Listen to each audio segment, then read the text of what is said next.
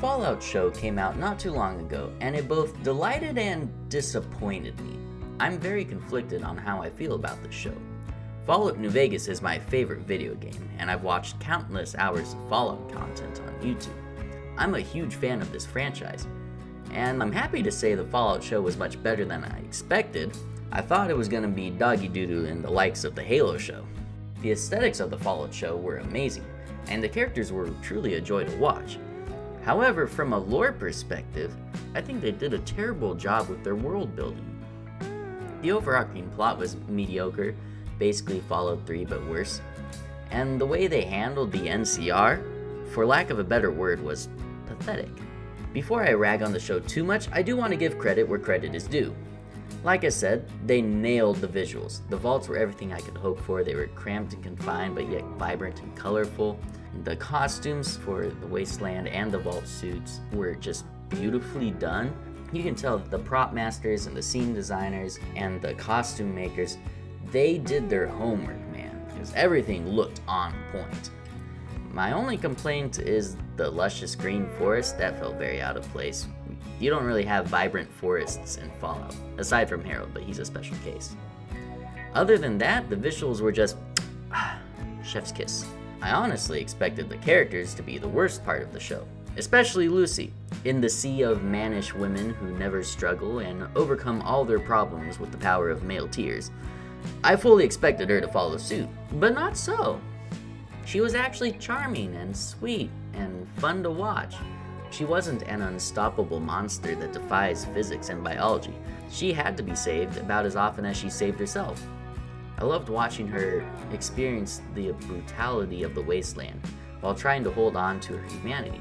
She came from a vault where honor, honesty, and virtue were respected, but then saw how low humanity is willing to go to survive. I'm really looking forward to seeing her team up with the Ghoul in Season 2. Speaking of my favorite character, Walton Goggins knocked it out of the park with Coop the Ghoul.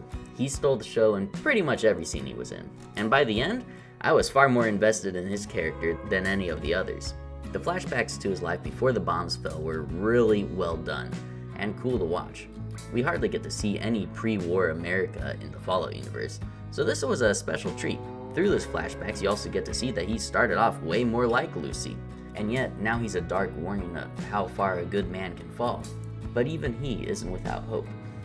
The rest of the characters were pretty mid, to be honest. I did enjoy Maximus and Thaddeus as a duo. It was fun to watch a couple of idiots roam the wasteland. I didn't like that they made a closet communist the secret good guy. That doesn't really fit with the world of Fallout or real life. As far as the plot goes, there were a lot of plot holes, especially with the inciting incident. It makes no sense that neither Hank nor Buddy noticed that 32 had been completely wiped out for 2 years.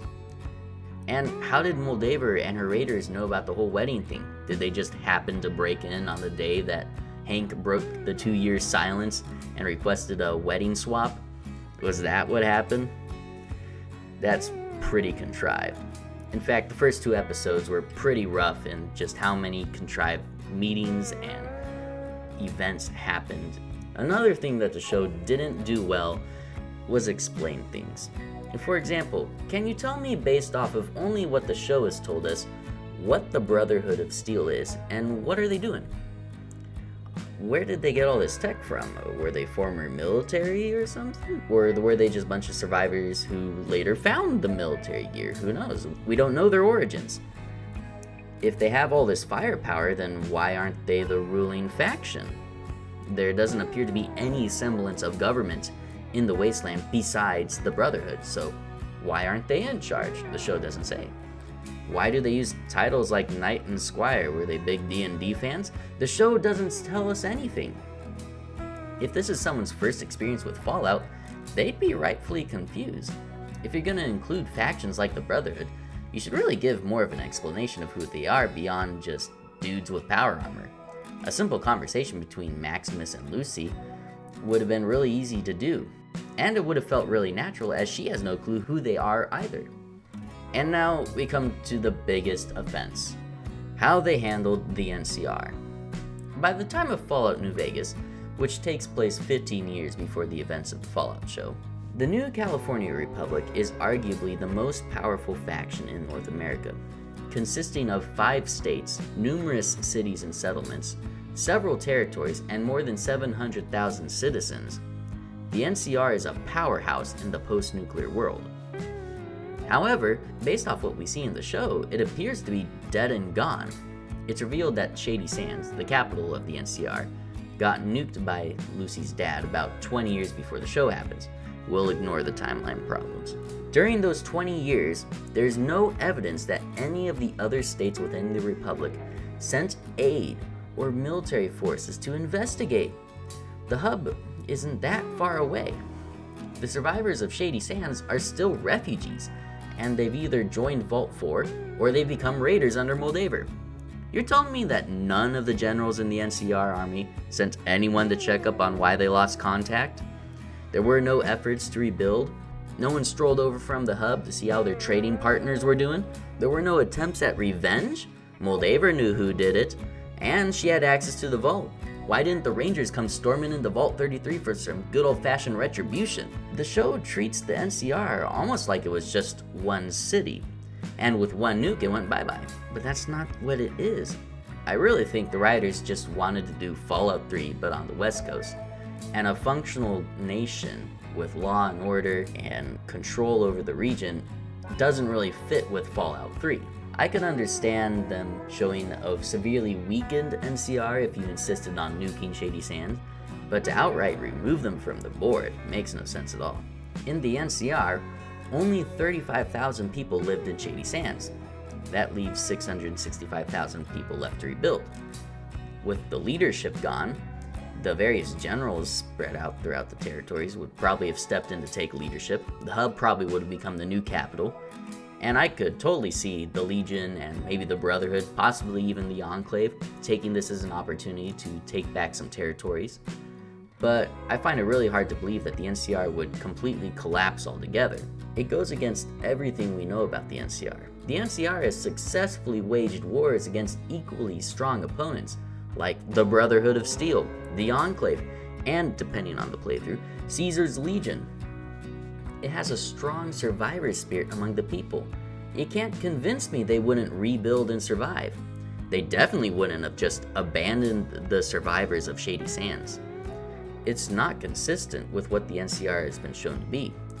They're the embodiment of that pioneering spirit that conquered the American West, and they were well on their way to restoring the wasteland, which is probably why they were removed. I'm both looking forward and dreading Season 2. I'm very nervous because I don't trust them to do New Vegas justice, and I really don't like the idea of them canonizing a playthrough. I really wish they had just set this show in a new state or region. Then they could have done whatever they wanted. Like seriously, if you wanted that cowboy western feel, I think New Mexico is mostly untouched. Same with like Texas. You could set something there and get your cowboy feel, plus desert, plus no functioning government, and you can totally set the Brotherhood and the Enclave in those states because they appear to be everywhere. If it weren't for how badly they fumbled the NCR and the lore surrounding this hugely important faction, this would be a good show. But I think it drops it down to mid-territory at best. Well, those are my thoughts on the show. What do you guys think? Am I overreacting? Does it make sense to you guys that the entirety of the NCR would fall apart and just disappear like it was shown to? Are you guys looking forward to Season 2? I really don't know anymore. The more I think about it, the more upset I become. Y'all have a good night. I'm going to bed.